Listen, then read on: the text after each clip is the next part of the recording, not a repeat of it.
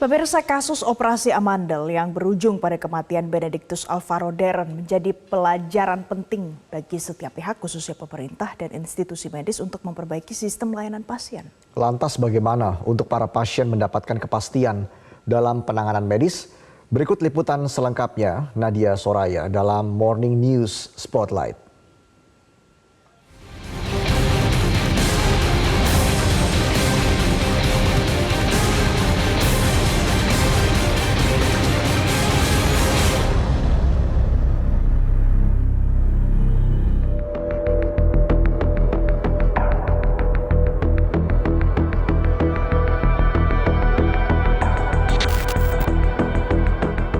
Kasus meninggalnya Alvaro Darren, bocah 7 tahun, akibat brain death atau mati batang otak pasca menjalani operasi Amandel menjadi sorotan publik. Inilah detik-detik pilu saat jenazah mendiang Benedictus Alvaro Darren atau Alvaro dimakamkan di Taman Pemakaman Umum TPU Pedurenan, Kecamatan Mustika Jaya, Kota Bekasi. Pemakaman Alvaro diiringi isak tangis para keluarga, saudara, dan teman-teman sekolahnya. Alvaro merupakan pasien Rumah Sakit Kartika Husada Jati Asih Bekasi, meninggal dunia pada Senin 2 Oktober pukul 18.45 waktu Indonesia bagian Barat. Sebelum wafat, Alvaro tidak sadarkan diri alias koma selama 13 hari usai menjalani operasi Amandel. Pasca operasi, Alvaro mengalami mati batang otak sebelum akhirnya meninggal dunia. Sementara itu, pihak Dinas Kesehatan Kota Bekasi turun tangan dan membentuk tim investigasi khusus kasus ini. Kami juga menegaskan karena kami tidak ada di lapangan seperti apa. Kalau keluarga pasien kan sama ya, pihak rumah sakit sama selalu menyampaikan bahwa kami sudah melakukan family meeting ya. Tapi hal ini nanti kami akan melakukan investigasi terhadap hal tersebut. Yang tim itu sendiri sudah dibentuk kemarin tanggal 3. Yang isinya ada dari profesi, ada dari rumah sakit, bukan rumah sakit ya, asosiasi rumah sakit, Dinkes, dan ahli dari dokter-dokter yang akan menentukan apakah ini sebuah kejadian yang sampai di kelalaian atau lain sebagainya. Untuk pihak komunikasi memang kami sudah menegur dan memberikan arahan supaya memberikan informasi sejelas-jelasnya kepada keluarga pasien sesuai dengan bahasa yang mudah dimengerti oleh pasien tersebut. Hingga saat ini belum ada titik terang terkait kematian Alvaro. Pihak keluarga Alvaro masih melanjutkan kasus ini ke ranah hukum dengan laporan adanya dugaan malapraktik. Tim Metro TV mencoba menemui orang tua dari Alvaro. Kepada kami, ayah Alvaro, Albert, dan ibunda Alvaro, Delima, berharap pihak rumah sakit kooperatif dan penanganan kasus ini diproses secara baik. Agar proses kalaupun ada investigasi ataupun penyelidikan dari instansi terkait, agar itu tepat sasaran. Jangan menjadikan misalkan ya, kalau ini memang misalkan ini adalah ada kelalaian dari tim dokter, ada kelalaian dari beberapa dokter, ya yang ditindak adalah dokternya. Polda Metro Jaya telah menerima laporan polisi yang dilayangkan keluarga korban tersebut dengan 8 orang terlapor, yakni direktur rumah sakit dan dokter yang terlibat dalam tindakan operasi tersebut.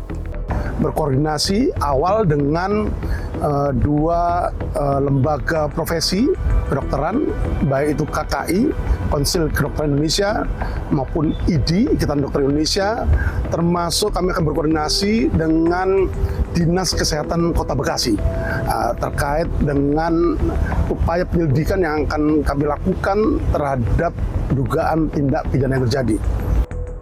Kasus kematian Alvaro pasca operasi Amandel ini memang mengagetkan banyak pihak. Perhatian utama pasti langsung tertuju pada penanganan medis yang dilakukan. Majelis Kehormatan Disiplin Kedokteran Indonesia mencatat sejumlah pengaduan atas dugaan malpraktik di Indonesia. Mempunyai sebuah kaidah kausalitas dengan kompetensi. Itu yang bisa bantu MKDKI atau majelis profesi. Jadi secara si pasien atau si keluarga yang melapor itu oleh MKDKI atau majelis profesi ke depan yang akan membantu menjelaskan apakah outcome buruk itu benar karena memenuhi kaidah kausalitas terhadap kompetensi dokter. Jadi jangan takut bahwa kalau misalnya di 2019 sampai 2023 dengan 119 pengaduan itu hanya 25 aja yang diputus bersalah. Artinya hanya 16% aja yang diputus bersalah. Bukan berarti si majelis profesi ini karena bersumpah Hipokrates maka akan bantu dokter. Salah besar itu. Setidaknya Majelis Kehormatan Disiplin Kedokteran Indonesia mencatat dalam rentan waktu 2006 hingga 2012 terdapat 182 kasus terkait dengan dugaan malpraktik medis di Indonesia, di mana 60 kasus diantaranya dilakukan oleh dokter umum, 49 kasus diantaranya dilakukan oleh dokter bedah, 33 kasus dan 16 kasus lainnya dilakukan oleh dokter kandungan dan dokter anak. Diikuti pada tahun 2014 hingga 2018 terdapat 95 kasus terkait dengan malpraktik medis di Indonesia dan hanya 4 kasus yang berhasil diproses. Dan hingga saat ini pada tahun 2022 hingga September 2023 setidaknya terdapat 58 kasus terkait malpraktik medis di Indonesia dan 33 diantaranya berhasil diproses. Dari data ini kita melihat bahwa tidak ada jumlah yang relatif menurun, namun justru tahun ke tahun relatif sama. Dan kita lihat tidak ada penurunan signifikan dari pengaduan masyarakat terkait malpraktik medis di Indonesia. Anggota Komisi 9 DPR RI dari fraksi Nasdem Irma Suryani pun menyoroti kasus malpraktik yang terjadi di negeri ini. Menurutnya, dokter dapat dipidana sesuai KUHP.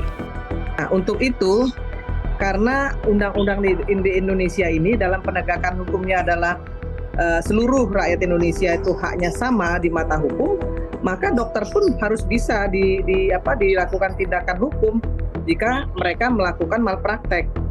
Nah, itu yang kemarin menjadi masalah ketika misalnya ada organisasi profesi yang kemudian memberitakan hal-hal negatif yang menakut-nakuti dokter bahwa akan ada kriminalisasi, padahal tidak seperti itu. Gitu ya, dokter juga manusia ya yang bisa membuat kesalahan. Maka ketika dia membuat kesalahan, maka dia pun bisa dihukum, dikenakan sanksi hukum. Seperti itu maksud saya. Sejumlah masyarakat pun menyoroti adanya malpraktik di dunia medis. Jadi agak-agak takut gitu kan mau operasinya. Di dalam hati gitu, untung belum operasi anakku. Ya seharusnya dokternya kan harus lebih dipikirin dulu sebelum dilakukan tindakannya. Terus dari mana nanti kalau operasinya gini dari segi baik buruknya kan harus dipikirin dulu gitu. Harus ada tindakan ekstrim dari pemerintah, apa itu dilarang untuk praktek atau ya kalau bisa diberhentikan sementara supaya ada efek jera lah. Kasus dugaan malpraktik medis di Indonesia nyatanya tidak hanya menimpa seorang bocah berusia 7 tahun di Bekasi, Jawa Barat. Kasus serupa bergulir setiap tahunnya dan hal ini dapat terjadi kepada siapapun. Pemerintah dan lembaga terkait diminta tidak pandang bulu dan segera mengeluarkan solusi konkret terkait permasalahan ini. Dari Jakarta, Tim Liputan, Metro TV. Jelajahi cara baru mendapatkan informasi. Download Metro TV Extend sekarang.